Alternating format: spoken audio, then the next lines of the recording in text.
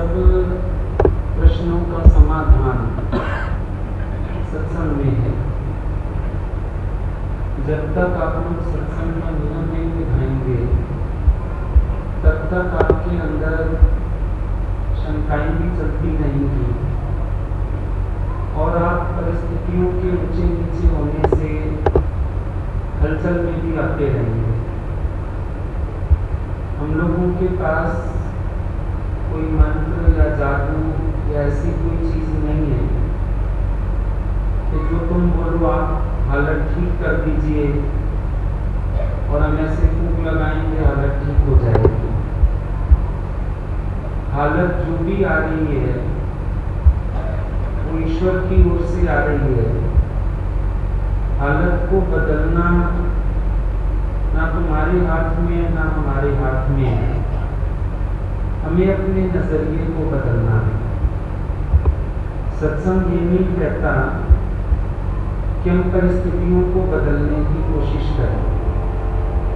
परिस्थितियां तो परमात्मा से प्रसाद रूप आ रही हैं और जैसे प्रसाद को हम लोग बिना कांट लगाए निकल जाते हैं, ऐसे ईश्वर की तरफ से जो भी बनना है हमें उसको स्वीकार करने की हिम्मत अंदर में पैदा करनी है।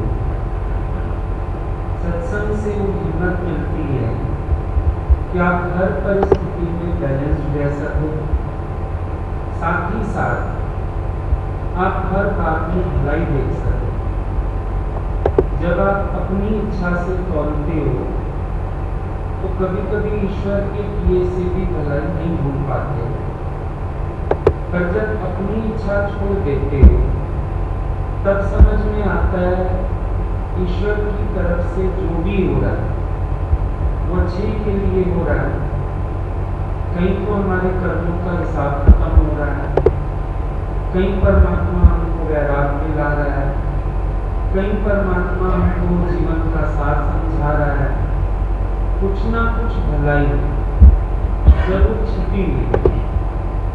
अब जब वो भलाई देखने वाली आंख नहीं है हमारे पास तो हम उलझते रहते हैं और कहते हैं भगवान हालतों को ठीक कर दे। लिखिया लेख ललाट का मेट सके नहीं राम, मेटे तो समर्थ है पर समझ किया है काम। क्या राम जी ने अपने खेल को पलटा? अगर उनको वनवास जाना पड़ा, वहां भी गए, सीता भी चोरी हो गई, प्रतिकूल परिस्थितियां तो उनके सामने भी, लेकिन उन्होंने अपना पुरुषार्थ नहीं छोड़ा और हर परिस्थिति में एडजस्ट होकर के चले। शिकायत कोई नहीं की। आपका मन बड़ी जल्दी शिकायतें करने लगता है, उलझने लगता है, प्रेयर्स करने लगता है, भगवान ऐसा क्यों किया, भगवान वैसा क्यों किया। और गीता में भगवान बोलते हैं तेरे कर्मों का फल तुझे देता हूं, अर्जुन मैं भी कुछ नहीं करता।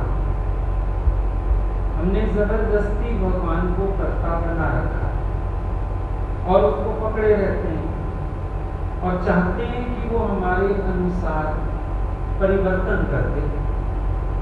लेकिन भक्त का अर्थ तो होता है जो रजा में राजी है। परिवर्तन की मांग भगत नहीं करता है क्योंकि पहले ही परमात्मा की ओर से आया, किसी और की तरफ से तो आया नहीं।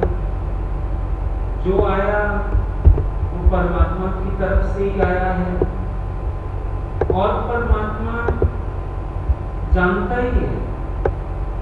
हमको समझाने की, कहने की आवश्यकता नहीं है, वो पहले से ही जानता है उसने क्या हालत भेजी है।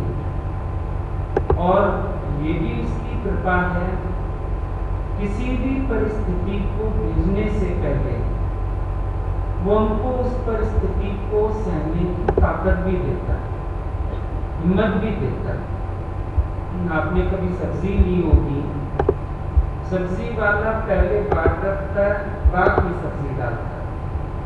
पहले पूछता है कितनी, आप कहते हो आधा किलो का बाट चढ़ा देता है, फिर सब्जी डालता है जो आप चुन के देते हो। परमात्मा भी पहले हिम्मत देता है, हालत तो बाद में भेजता है। तो ये भी कहने की आवश्यकता नहीं है भगवान तुम सहने की हिम्मत तो दे रखी है, बस तुमने जो अपना मन वहां घुसा लिया ना, तुम चाहते थे ऐसा हो, वो कुछ और है। अब तेरा मन परेशान हो जाता है, ऐसा क्यों? भगवान ऐसा नहीं करते, भगवान वैसा कर देते, बस सिर्फ ये चिंतन गलत है।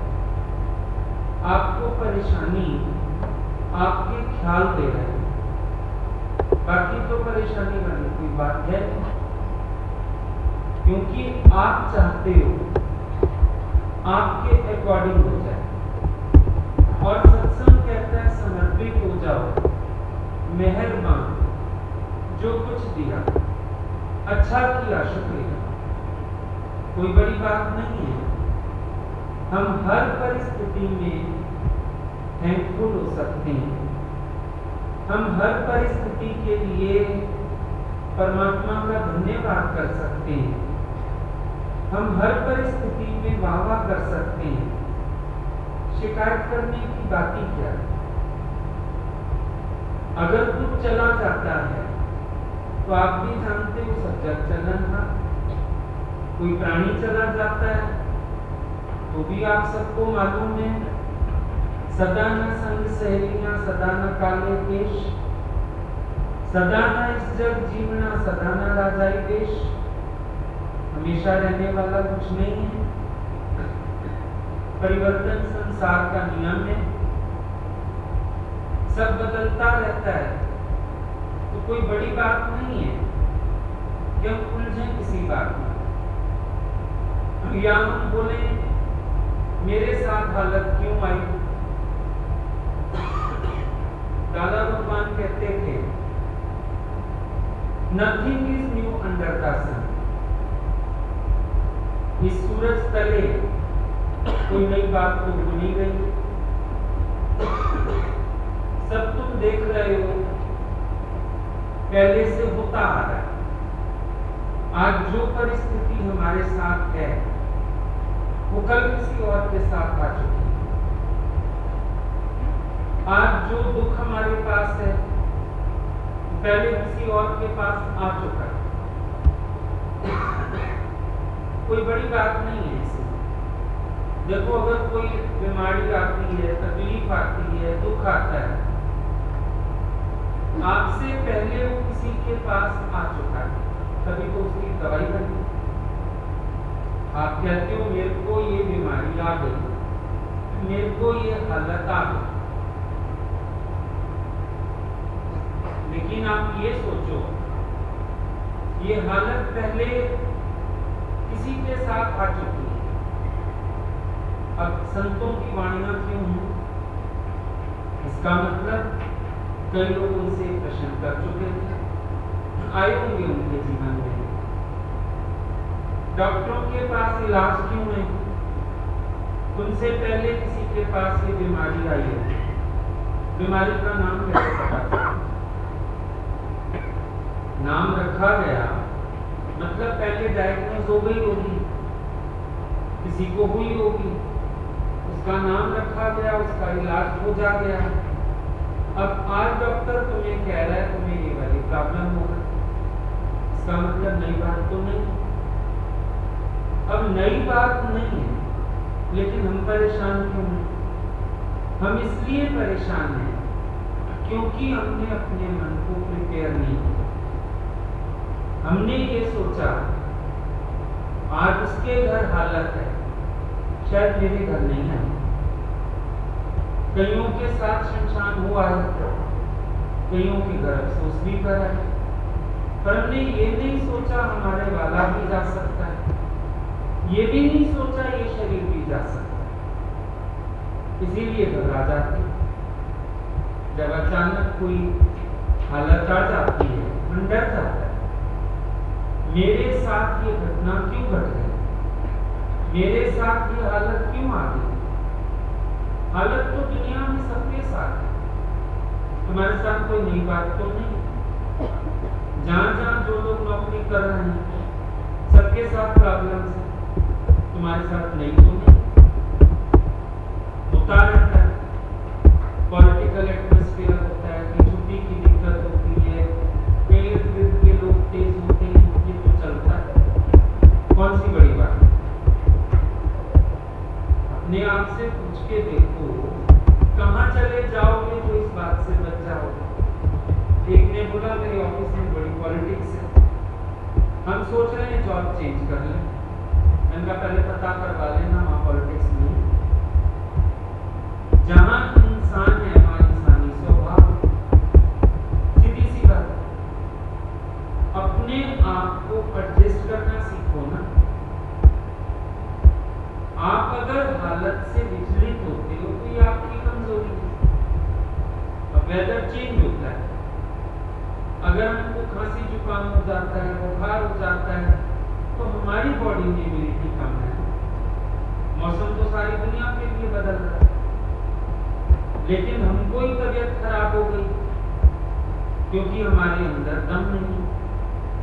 सेम बात है, अगर आप अपने अंदर पेशेंस पैदा करो, हर परिस्थिति से लड़ने की या सॉल्व करने की क्षमता पैदा करो, तो आप कहीं पर भी एडजस्ट हो सकते हो। ये मत सोचना रॉयल रोड है किसी के लिए, रॉयल रोड भगवान ने किसी के लिए भी नहीं बनाया। हर एक व्यक्ति जहां रहता है प्रॉब्लम्स तो उसके पास है। चलो आप घर छोड़ के, नौकरी छोड़ के हमारे पास रहने आ जाओ, प्रॉब्लम्स तो वहां भी आ जाए, कोई बड़ी बात नहीं। वहां भी कोई तुम्हारी चुगली खा देगा हमसे आके, 8 बजे तक सोते रहे, कोई कह देगा आके तो नखरे से खाना खाते हैं, कोई हाथ में झाड़ू थमा देगा, चलो झाड़ू लगाओ, मुफ्त की रोटी नहीं मिलती यहाँ पे, हालते तो हमारे पास भी। कई लोग सोचते हैं खाली दुनिया में परिस्थितियां, जहां रहो हालते तो वही। बात हालतों की है नहीं, असल बात अपने स्वभाव की।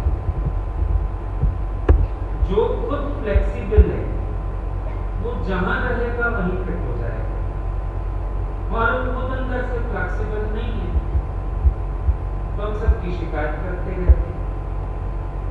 किस किस की शिकायत करो? घर में तो बीवी से तंग हो, माँ बाप से तंग हो, बच्चे से तंग हो, ऑफिस में ऑफिसर से तंग हो, कुलीग से तंग हो, जो नीचे काम करने वाले उनसे तंग हो, पड़ोसियों से तुम तंग हो। किससे तंग नहीं हो बताओ सर? जब अपने स्वभाव में परेशानी हो, अपने पैर में कांटा लगा हो, जूता चाहे 10,000 वाला ले आओ चाहे 20,000 वाला, लगेगा कि पैर कट रहा है। जूता वापिस करने जाओ, भैया मेरा तो पैर काटता है। जूते वाला का पैर दिखाओ एक बार, देखो कांटा तुम्हारे पैर में, वरना तो 500 रुपए वाला जूता भी ना चाहिए। पैर में कांटा है तो 25,000 का जूता भी चाहिए, पैर में कांटा नहीं है तो 500 रुपए वाला जूता भी ना चाहिए। हम जहां जाते हैं अपनी ईगो आगे रखते हैं, परेशान इसलिए होते हैं।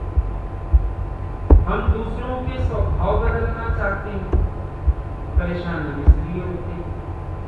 एप्रिसिएशन चाहते हैं, परेशान इसलिए होते हैं।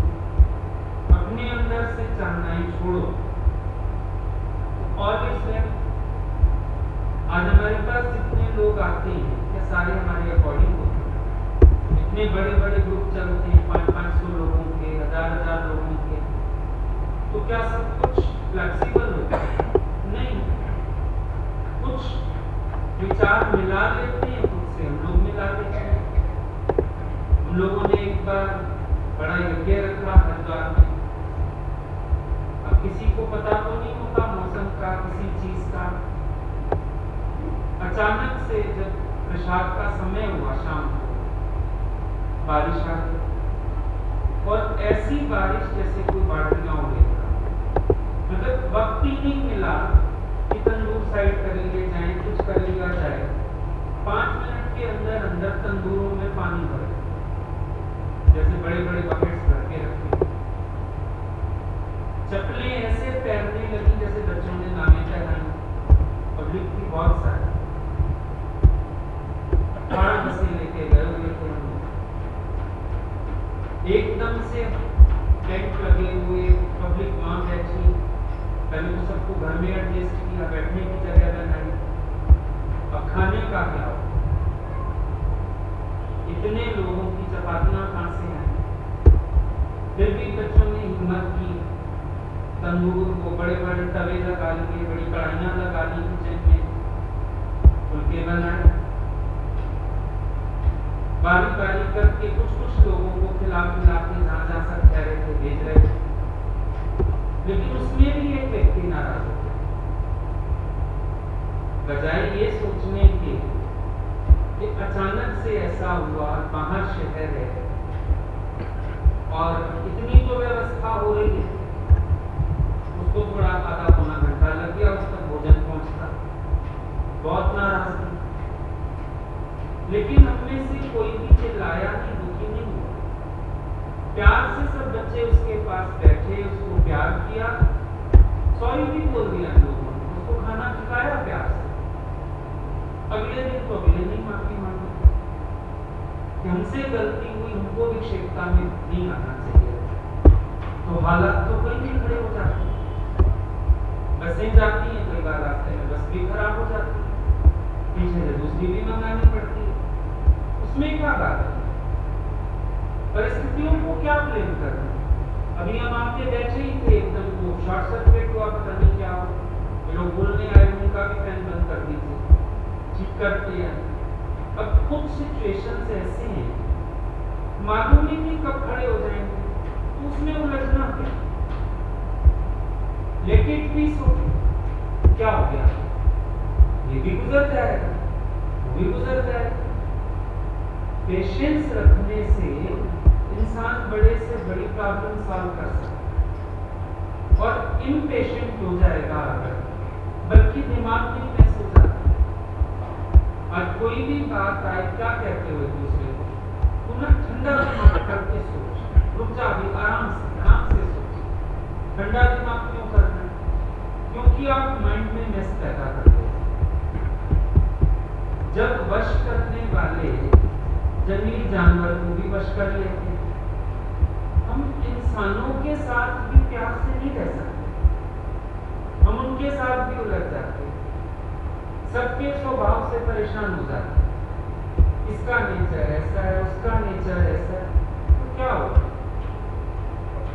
अगर 4 लोगों का नेचर मेरे से मिलता है, एक से मैं भी तो नेचर मैच कर सकता हूँ। अगर 4 लोग मेरे साथ मिलकर चल रहे हैं, एक के साथ मैं भी तो मिलकर चल सकता हूँ। हम अपने मन को बदलने की कोशिश करें ना, बजाय ये सोचने के कि दूसरा बदल जाए। हर जगह हमें एक ही प्रॉब्लम है, दूसरे बदल जाएं, दूसरे मेरे अकॉर्डिंग हो जाएं, मैं जैसा चाहता हूँ दूसरे वैसा करने लगे। अब इन चीजों के साथ आपको दिक्कतें आती हैं। क्यों देखते हो किसी का? अगला अपने स्वभाव से चल रहा है, तो आप भी तो अपने स्वभाव से चल रहे हो। आप कह रहे हो मुझे किसी के स्वभाव से परेशानी हो रही है, शायद आपके स्वभाव से भी किसी को परेशानी हो रही हो। आप कह रहे हो मैं एडजस्ट कर रहा हूं, क्या पता आपके साथ कितने लोग एडजस्ट कर रहे हैं, ये तो हमें पता नहीं ना। क्या हमारा स्वभाव सबको सूट कर रहा होगा? जो हम कर रहे हैं वो सबके लिए सही होगा? जरूरी तो नहीं। तो अगर दूसरे लोग हमसे एडजस्ट हो रहे हैं, हम भी किसी के साथ एडजस्ट हो जाएंगे तो क्या हो जाएगा? हमारे पास इतना होता है तो भी हम कहते हैं मुश्किल है, खर्चा पूरा नहीं होता है। और काम वाली को देखो जो आपकी तनख्वाह का एक पार्ट ले जाती है, वो तो घर चला नहीं।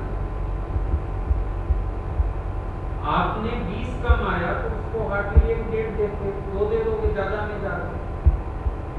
आपको 20 नहीं पूरा पड़ रहा, अभी 2000 में घर चला रहे हो, बच्चे भी पढ़ा रहे हो, आदमी बीमार है उसकी भी सेवा कर रहे हो, खाना भी खा रहे हो।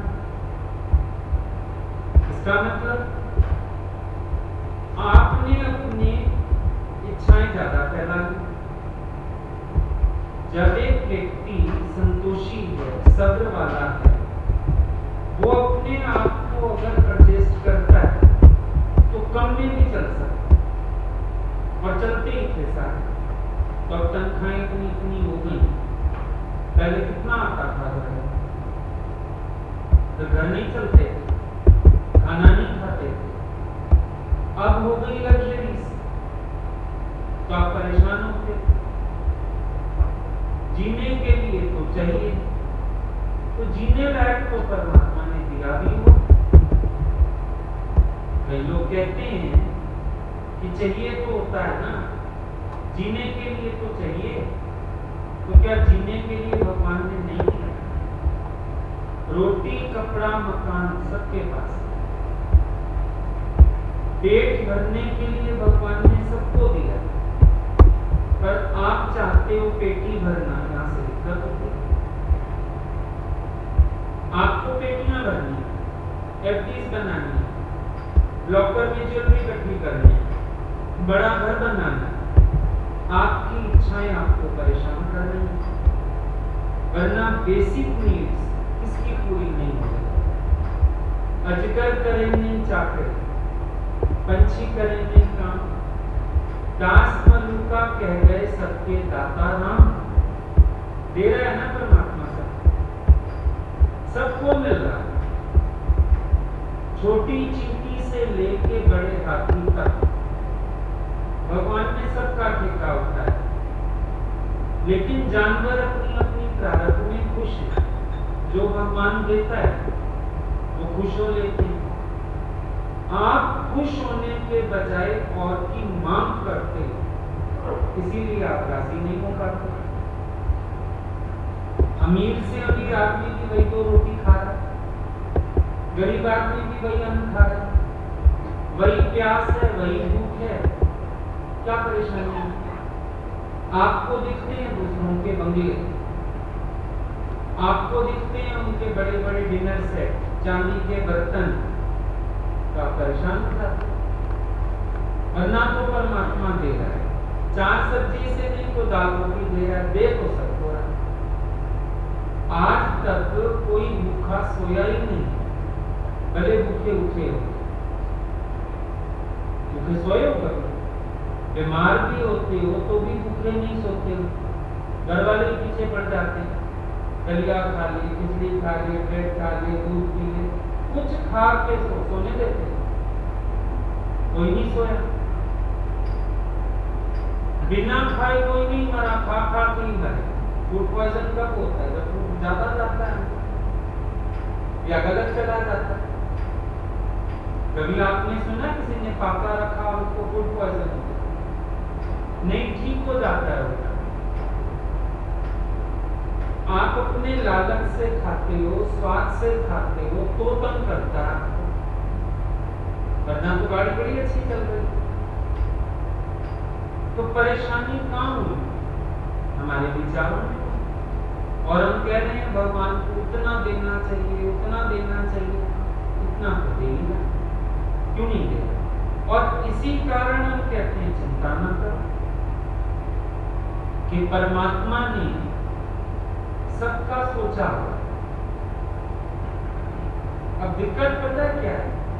चींटी तो आपका पैर काट सकती है, आप चींटी का पैर नहीं काट सकते, और आप चींटी का पैर काटना चाहते हैं। दिक्कत सिर्फ ये, मिलेगा चींटी का पैर तुम्हें काटने के लिए? वो काट जाएगी तेरा पैर। जिद इंसान, मांग इंसान, much wants more. अगर आप एक गरीब से गरीब आदमी को भी देखो ना, उसके पास भी अपनी जरूरत से ज्यादा। देखा कभी कोई झोपड़पट्टी में मर जाए, 4 बर्तन 4 कपड़े जोड़ी जूते की वो भी छोड़ जाता। आप बात करते हो ईश्वर के देने की, हम कहते हैं ईश्वर ने तो पहले ही आपकी आवश्यकता से अधिक आपको दिया हो। कभी जरा नजर दौड़ाते देखो, नहीं है जरूरत से ज्यादा। रोज सुबह अलमारी के आगे खड़े हो जाते हो, कौन सा सूट पहनूं, इतने तो है वो दिमाग खराब होता है। अगर गिनती के 2 हों, एक धोना एक पहनना, पर कितनी देर लग जाती है रोज अलमारी के आगे। 2 सारे सूट ऐसे देखते हो, एंकर ऐसे करते हो, बड़ी वैरायटी। लेडीज को सूट पहने, साड़ी पहने, वेस्टर्न पहने, इंडो वेस्टर्न पहने, जेंट्स को कुर्ता पजामा पहने, पैंट शर्ट पहने, कितनी वैरायटी है। नहीं आवश्यकता से अधिक। हम तो कहते हैं इतना है, मरते दम तक ना खरीदो तो भी पूरा हो जाएगा, बल्कि फिर लोग पहनेंगे पीछे से। बांटते नहीं, जो मर जाता है उसका बैग बना के अथवा साथ ले जाते हैं, तो हुआ ना जरूरत से ज्यादा। और आप कहते हो भगवान को इतना देना चाहिए, अभी जरूरत से ज्यादा दिए बैठे। अच्छा, तुम जितने बैठे हो, अभी हम किसी को भी बोले तुम्हारे घर चलना चाहते हैं, तुम्हारे घर चाय पिलाने के लिए कुछ नहीं, बल्कि जिद करोगे खाना खा के जाना। अभी दाल बनाते हैं, अभी रोटी बनाते हैं, पड़ा हुआ अचानक मेहमान आ जाते हैं, नहीं है घर में। कैसी बात कर रहे हो कि भगवान को भी देना चाहिए? दिए बैठा, जरूरत से ज्यादा दिए बैठा। आटा गूंथते हो, देखते हो घर में कितने लोग हैं रोटी खाने वाले, आटा तो ज्यादा, उतना सा निकाल के गूंथते। फ्रिज खोलते हो, कौन सी सब्जी बनाई, सब्जियों की तो वैरायटी बनाई, कौन सा फल काटूं, फ्रूट्स की वैरायटी पड़ी हुई। और अभी आप कहते हो भगवान को देना चाहिए, दिया हुआ है उससे ज्यादा। गाड़ियों की तो रोज लड़ाइयां पार्किंग के लिए, क्योंकि एक घर में 2 गाड़ियां बाहर जाती हैं तो एक घर में रहती है। सोचने से पहले शर्मिंदा करो मन को। मन ऐसी बात कैसे सोच सकता है, जबकि ईश्वर कठिन से कठिन परिस्थितियों में भी भूखा नंगा नहीं रखता। हॉस्पिटल चले जाओ, तुम्हारे कपड़े वो ले लेते हैं तो तुम्हें अपनी हॉस्पिटल की ड्रेस पहना देते, नहीं तो आईसीयू में वेंटिलेटर पे चादर उड़ा देते। नहीं खा सकते हो, ग्लूकोज चढ़ा देते हैं, सुई चुबा के भी खा, कैसे नहीं खाए। और आप कहते हो भगवान को देना चाहिए, अभी बहुत दिया है।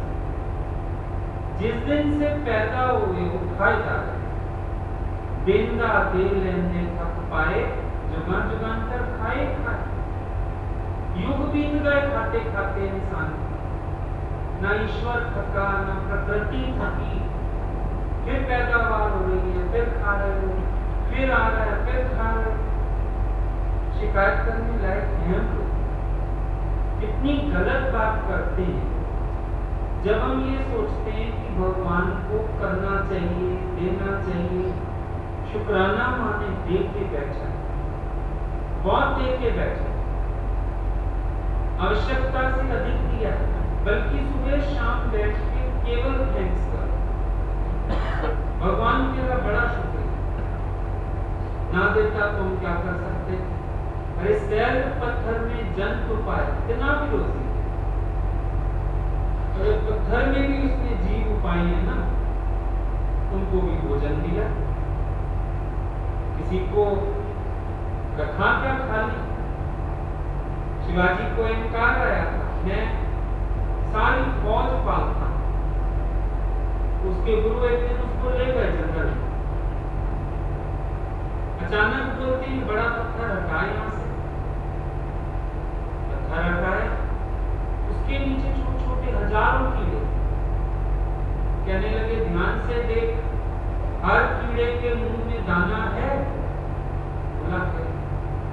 क्या इनकार कर रहा है मैं फौज को खिला रहा हूं? ये तो देने वाला परमात्मा सबको दे रहा है, कोई इनकार करने लायक नहीं। मैं किसको खिलाता हूं, मैं किसी के लिए करता हूं, ये तो परमात्मा ने पहले से ही बना रखा है। तो सबको मिल रहा, उसी अकॉर्डिंग मिल रहा। एक आदमी ने एक दिन जिद पकड़ ली, संतों ने सत्संग किया, भगवान ठूस ठूस के खिलाता है, कहता है मैं परीक्षा लूंगा। समझाया भाई ठूस ठूस के खिलाने का मतलब बहुत रखा है घर में। नहीं मैं तो परीक्षा लूंगा, देखो भगवान ठूस के खिलाता है। 2-3 दिन खाया नहीं। अब खाया नहीं तो घर के लोग परेशान हो गए, बार बार सब बोले खाओ खाओ खाओ। नहीं मैं नहीं खाऊंगा, जिद। आखिर जब उसको लगा कि ये लोग ज्यादा जिद कर रहे हैं तो सोचा मैं जंगल में भाग जाता हूं। वहां चला जाऊंगा तो अपने आप भगवान मुझे नहीं खिलाएगा, बात झूठी पड़ जाएगी। जंगल में पहुंच गया, थोड़ी देर में देखा 2-3 ठग आ गए। अब इसको लगा ठग बेकार मेरे को लूट लें, मारे, पता नहीं क्या करें। पेड़ के ऊपर चढ़ गया कि ठग निकल जाएंगे, मैं उतर जाऊंगा और नीचे कोई काम ही नहीं, खाना तो मैंने है नहीं। थोड़ी देर में ठगों ने बैठ के बंटवारा किया तो सामान इकट्ठे लाए। फिर उनको लगा चलो खिचड़ी बना लें, खा लेते हैं। जंगलों में छिपके रहने वाले ठग थे। उन्होंने लकड़ियां इकट्ठी की, चूल्हा जलाया, ऊपर खिचड़ी बननी रखी।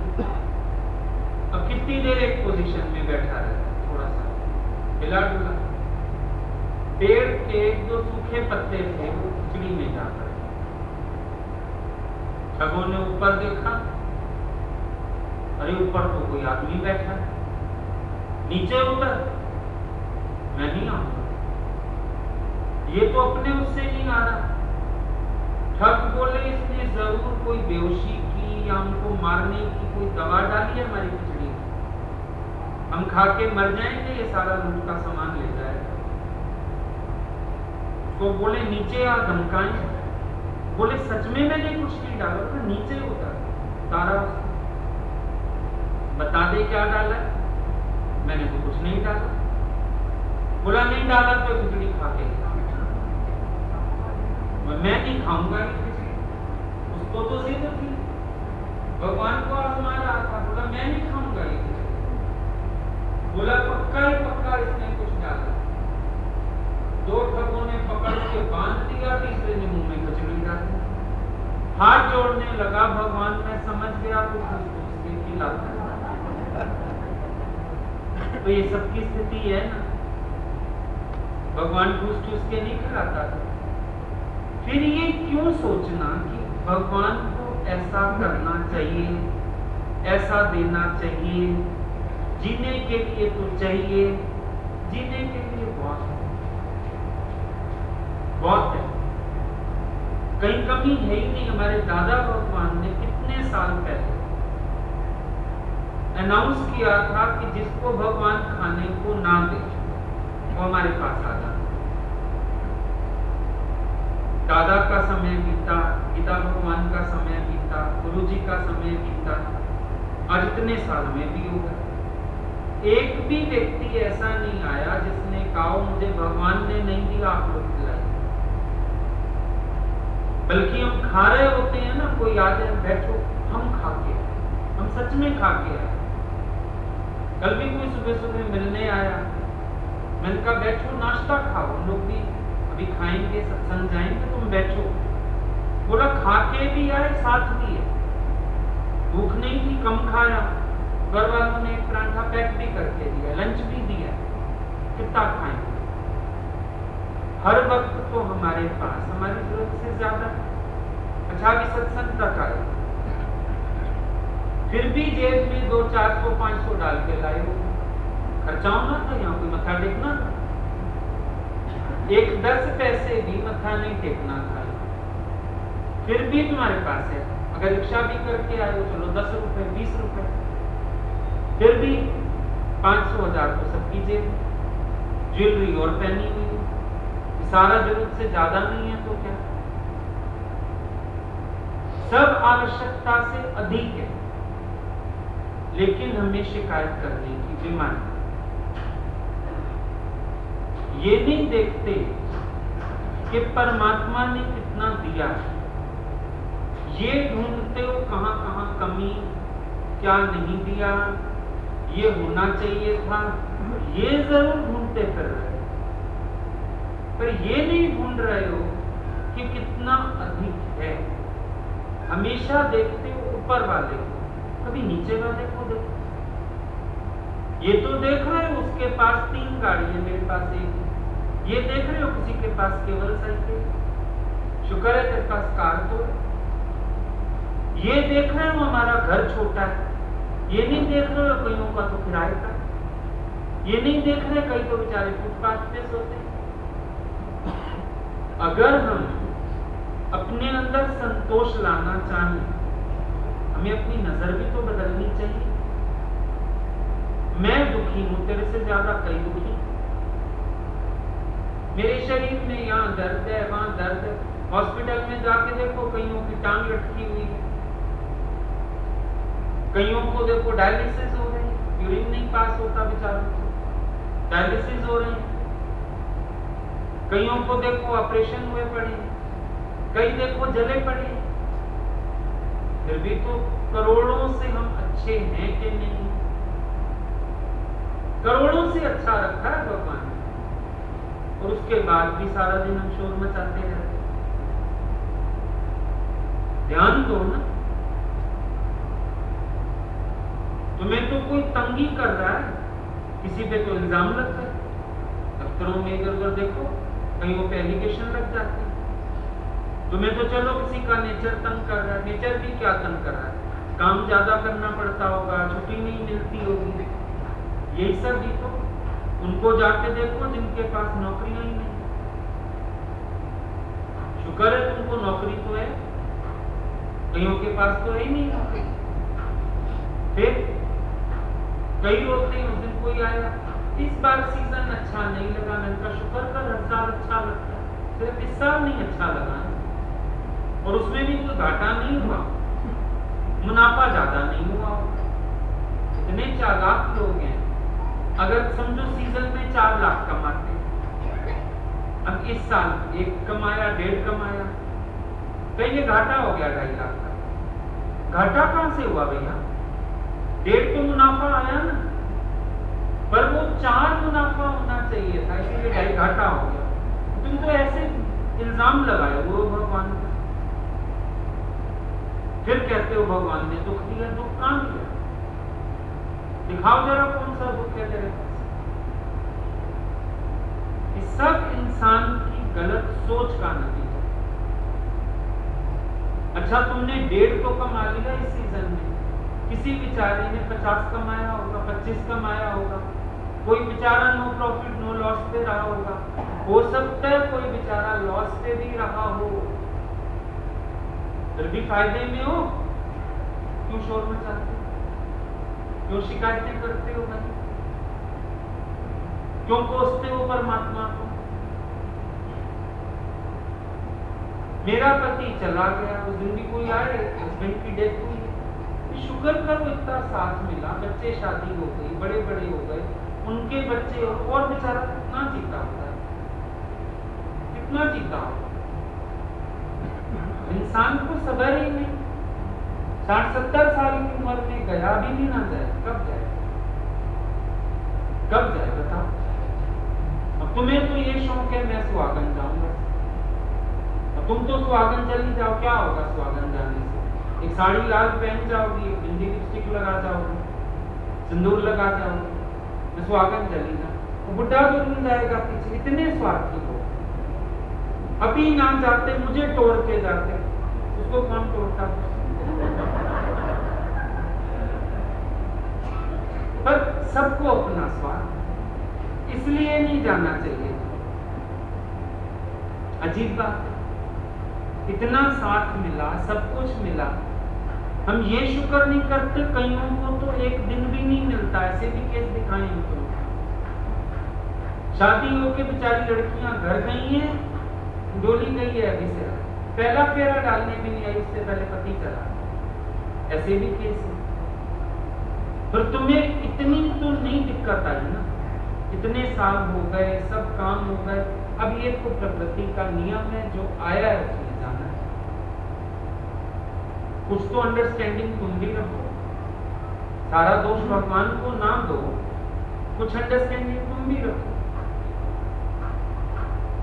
समझ सकते हो बात को और बहुत शुक्रिया कर सकते हो कि बहुत अच्छा भगवान ने हमें रखा।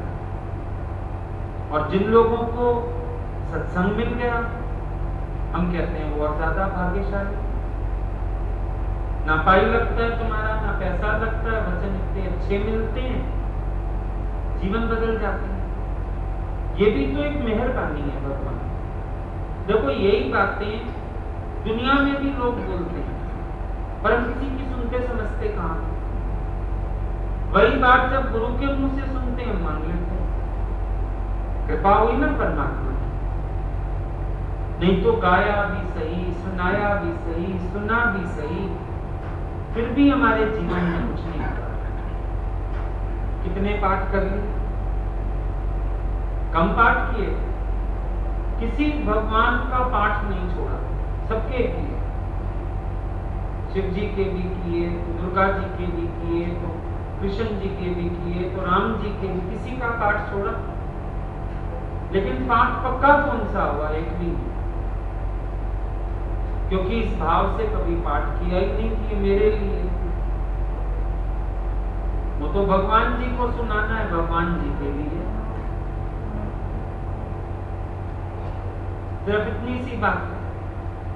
कल हम सोच रहे थे, देखो जागरण शुरू होता है, कीर्तन करते हैं, जागरण करते हैं, उसमें बोलते हैं सतरंग बाणिया वाली है, शुरू होता है ना, सोए सोए चोलिया वाली है मैया, सतरंग बाणिया वाली है। मतलब क्या?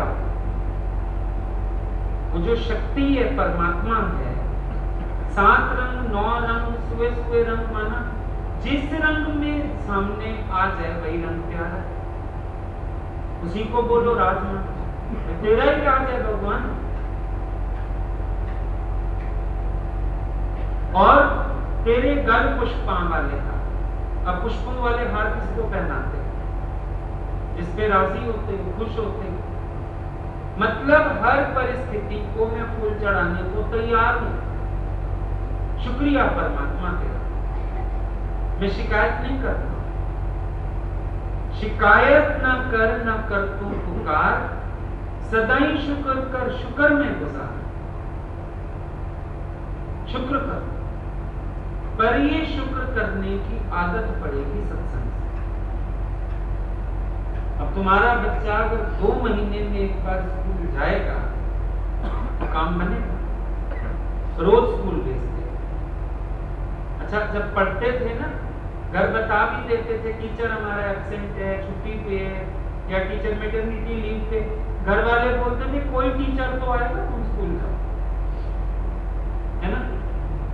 आप अपने मन को क्या दिखाते हो? आप आते हो फिर तो हम आ जाते। हमारी एब्सेंस में भी तो कोई पढ़ाता है, क्यों नहीं जाते रोज सत्संग? जितने लोगों के प्रश्न अभी मैंने पढ़े, यही समझ आ रहा था सत्संग का नियम होता ना, ये प्रश्न सॉल्व हो चुके हो। उलझे इसीलिए हुए। जब कमजोरी आ जाती है, डॉक्टर कहता है 24 घंटे में 1 बीकासिल खा लो। हम भी कहते हैं 24 घंटे में 1 घंटा सत्संग कर लो, ताकत आ जाएगी, बहुत पावर मिलेगा। क्यों? सर्व रोग का औषध नाम, और कोई दवाई नहीं है। हम नजर बदलते हैं, नजरिया बदलते हैं, हालत नहीं बदलते। इतना जानते हैं, उन्हीं हालतों में तुम खुश हो सकते हो अगर तुम्हारे पास सत्संग की समझ। पर जब समझ नहीं है साथ तो मन रोज उलझता है।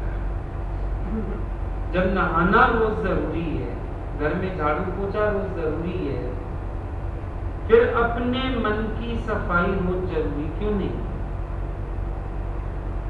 मन की भी तो रोज सफाई होनी चाहिए।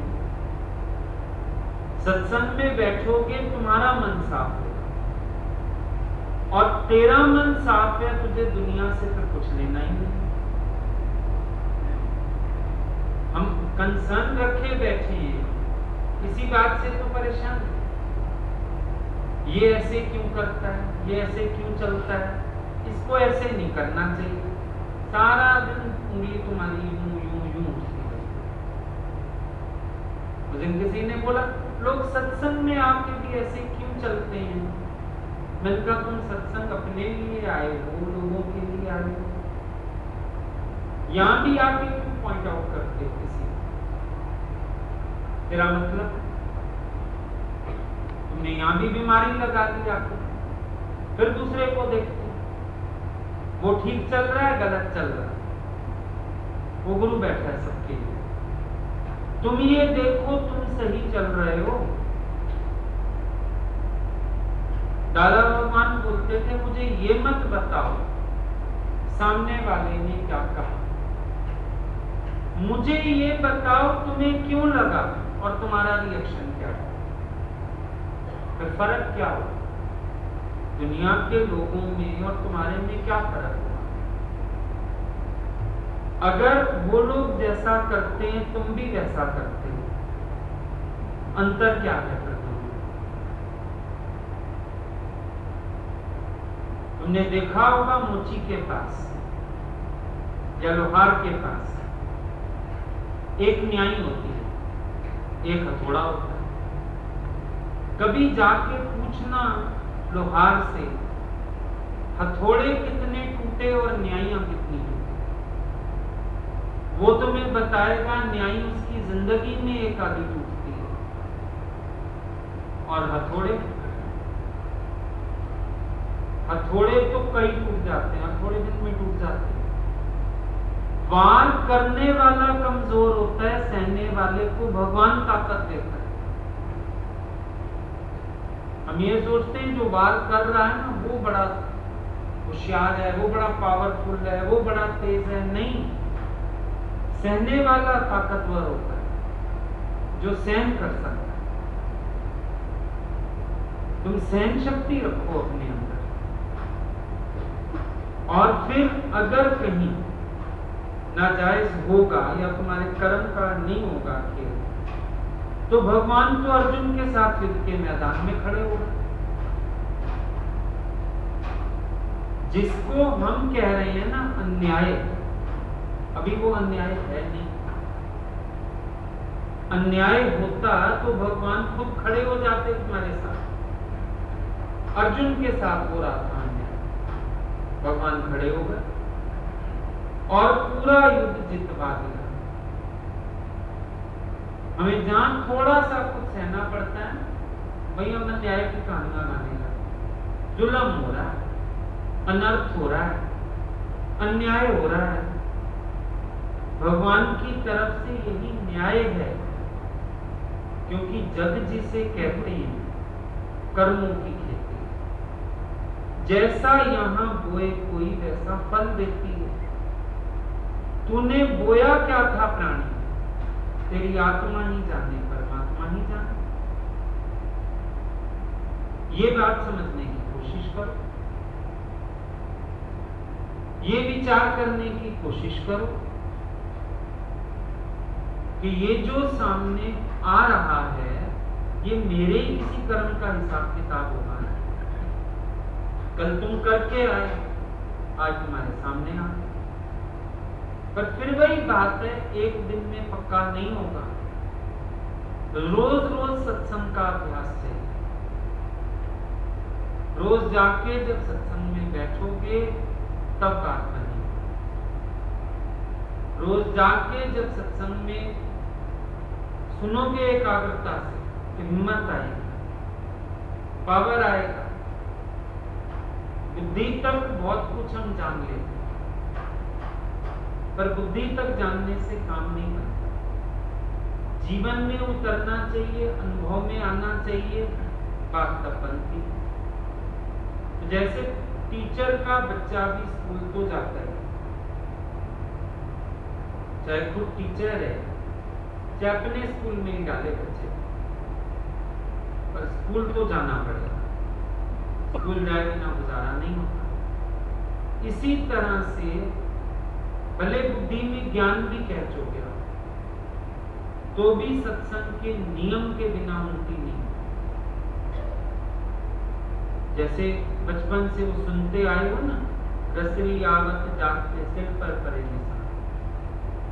बार बार अगर रस्सी आती जाती है तो पत्थर पे भी निशान आ जाता है। ऐसे रोज रोज सुनने से हमारे जीवन में भी परिवर्तन आ जाता है, हमारे जीवन में भी चेंज आता है, निश्चयात्मक बुद्धि होने लगती है, अंदर से प्योर वाइब्रेशंस आने लगते हैं, पॉजिटिव एनर्जी आने लगती है। दरअसल थोड़ा सा ही कुछ गलत सोचते ही हम अपने आप को ही नेगेटिव एनर्जी से भर देते हैं, नेगेटिविटी आ जाती है और वो नेगेटिविटी हमारा तन का भी नुकसान करती है और विल पावर को खत्म करती है। इसीलिए अपने अंदर कोई भी नेगेटिव बात बैठने नहीं देनी। रोज जाओगे, गुरु साफ कर देगा। कभी कभी देखते हो काम नाली आती है तो वो, हालांकि सबको पता है जो हम खुद कर सकते हैं वो तो नहीं करती सफाई, आगे आगे से, पर कहते हो कोई बात नहीं, महीने में एक बार हम खुद कर लेते हैं, बाकी चलो रोज का आगे आगे तो साफ कर जाते हैं। तो चलो कभी हम आते हैं, हम अच्छी तरह सफाई कर देंगे तुम्हारी दिवाली में। लेकिन रोज रोज जाओगे कुछ तो फायदा होगा। इसीलिए सत्संग करो जरूर, अखियां खोल कर। सत्संग की महानता को समझो।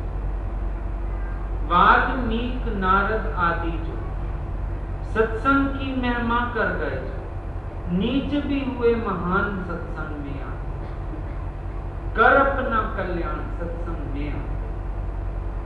अगर अपना कल्याण करना चाहते हो, सत्संग का नियम रखो। नेम, टेम और प्रेम, ये तीन चीजें इंसान को तार देती हैं। एक तो नियम हो गए, दूसरा समय से आना और तीसरा प्रेम। नेम, टेम और प्रेम, जिस जिज्ञासु के पास ये तीन चीजें हैं उसका कल्याण हो जाता है। बाकी नहीं तो फिर कहावत सुनी है ना, जितना गुड़ डालो उतना मीठा। जितना वक्त दोगे सत्संग को उतना ही फायदा होगा। हालात तो सबके जीवन में खड़े हैं, आज एक हालत है तो कल दूसरी है तो परसों तीसरी। परिस्थितियां तो सबके पास, लेकिन बचा कौन? जो भगवान की शरण आता है। ये उम्मीद लेके मत आना कि कोई आशीर्वाद मिल जाएगा, कोई हालत ठीक हो जाएगी, बस तुम जिससे तंग हो भगवान उसकी बुद्धि बदल देगा। ये बातें मत सोच के आना। हम तो कहते हैं खाद खोद धरती सहे, काट कूट वन राय, कटुक वचन भी संत सहे और उसे सहे ना जाए। यहाँ तो ये बात है। हम तो कहेंगे सहने वाला जो है वही संत है, बदला लेने वाला, बुराई करने वाला संत कैसे हो सकता है? तो विचार को अपना ठीक करना। दुनिया ना बदले, बदल जाए हम, फिर तुझे मिलेगा परम आनंद। अगर चाहते हो ना आनंद पाना तो दुनिया को बदलने की कोशिश नहीं करना, कोशिश करना अपने आप को बदलने की। मैं बदल जाऊं, क्योंकि मेरा बदलना दुनिया का बदलना है। और समझो हम नहीं बदले, दुनिया बदल भी गई, तो भी हम तो अपने स्वभाव के कारण दुखी रहने वाले। आज भी कई लोग बोलते हैं आपकी कृपा हो गई, मेरे घर का फलाना बदल गया। हम कहते हैं नहीं, जरूर ज्ञान से तुम्हारा मन जुड़ा होगा, लोग वही हैं, हालतें वही हैं, अब तुम्हें अच्छाई देखनी आ गई, पहले तुम्हें आती नहीं थी अच्छाई देखनी, बुराई देखना, निंदा करना, बातें करना, तुमने यही सब एम बनाया हुआ। अब तुम्हारा मन पलटा, अब तुम्हें वो लोगों की अच्छाई दिखने लगी। अच्छे तो वो पहले ही थे, अब नहीं अच्छे हो गए। कई लोग बोलते आपकी कृपा हो गई, अब हम सत्संग आने लगे, भगवान की कृपा हो गई, बदल गया हमारे घर का फलाना। वो तो पहले ही अच्छे थे, तुम्हें अच्छा करके देखना नहीं आ रहा था, वो तो पहले से ठीक चल रहे थे, तुम उनको गलत कहते जा रहे थे। अब जब तुमने नजरिया बदला, अब तुम्हें वो ठीक लगने लगे, अब तुम कहते हो अच्छे हो गए। अच्छे तो वो पहले ही थे, वो नहीं गए, अच्छे तो पहले ही बहुत थे, पर तुमको अच्छाई देखनी नहीं। जब अच्छाई देख लेते तो जग अच्छा लगने लगता। कोई भी चीज देखो, परमात्मा ने गलत तो बनाई नहीं। संसार भी बुरा नहीं है, गलत नहीं। मन अपने ते बुरा मिटा, देखे सगल सृष्टि साजन। अगर मेरे मन से बुराई बुराई मिट जाए ना, तो सारी सृष्टि में साजन ही साजन, भगवान ही भगवान, कोई है ही नहीं गलत, कोई है ही नहीं बुरा, कोई है ही नहीं जिसको दोष दें। सब गोविंद है, सब गोविंद है, गोविंद से भिन्न है। ये भगवान के ही रंग है सारे, ये सातों रंग उसी के,